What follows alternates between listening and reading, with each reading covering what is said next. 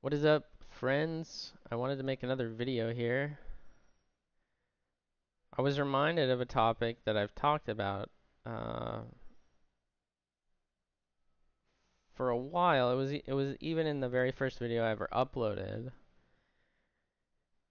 and I think it's important because this whole space is so short-term focused that they kind of forget or maybe never even thought about how to value these various different cryptocurrencies. So I will give you my perspective. If you disagree with it, let me know and explain why.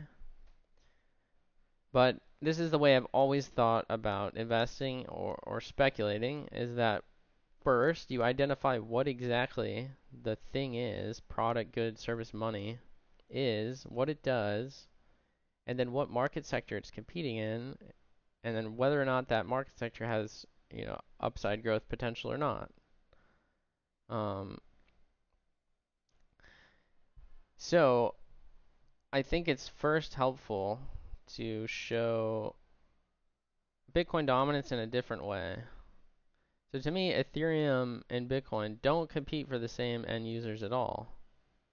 They compete for the same pool of speculative capital, right? People will ask you, "Oh, should I buy ETH or should I buy Bitcoin?" Like that's the state this market is in. It's a popularity contest driven by marketing and hype. But eventually it's not going to be, right? The end user demand, the person who actually needs a value prop of one of these blockchains uh, will will be determining the price, and then speculation should align with that.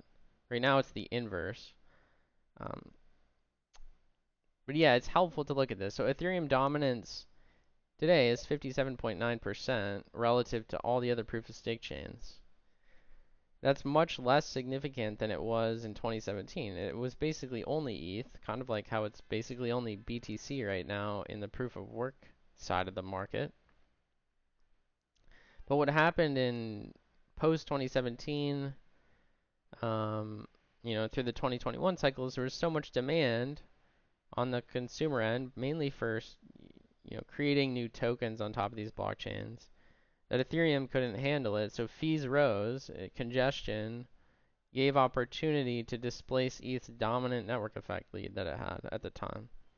And then once people saw, right, speculators saw that there was way more upside in printing your own proof of stake chain once you got sufficient network effects, um, it had enough momentum at the margins to start moving these like 100x, right? Cardano and Solana, all of those proof of stake competitors performed way better. And what I'm trying to show you is that BTC dominance really is at 96.6% compared to all other proof of work chains, right? Bitcoin is at a $2.5 trillion market cap, and what it's competing against in the proof of work side of the market really is just Litecoin right now. But it's Litecoin, Bitcoin Cash, Doge, but the only chain that actually has sufficient users is LTC. And that trend, if number one assumption, if Bitcoin continues to be monetized, if actual demand increases, not speculative demand, then what happened with Ethereum back in 2017 through 2021 will happen here, where proof of work alt dominance will capture a significant portion of the total market sector for BTC. And it can be extreme because Bitcoin doesn't scale as well as ETH does, right? It has less throughput. So if demand uh, pushes fees high enough, it's not going to take much for what I think the leading proof of work altcoin, Litecoin, to break out and then steal a significant portion of the kind of store of value speculative market that BTC currently has. If we look at this now from a broader perspective, how I've always defined it's always ruled. My understanding is looking at the current size of the permissionless market, which is roughly 15-20% of the world's market for money, so 25 trillion today. Forecasting that most likely this market can grow significantly, especially if governments are running into insolvency issues and are forced to print money, interest rates rise, people lose confidence, and then if the privacy tech and security tech is good enough for individuals at the margins who want to resist to fully opt out, then this total global permissionless money market or black market can grow substantially to go from 15-20% to 50%, right? And then instead of a $25 trillion market, it's 70-80 trillion dollars. But why Bitcoin's winning right now is just based on popularity, a popularity contest and momentum. Nothing will support the price on a long enough time frame other than monetary demand and uh, this real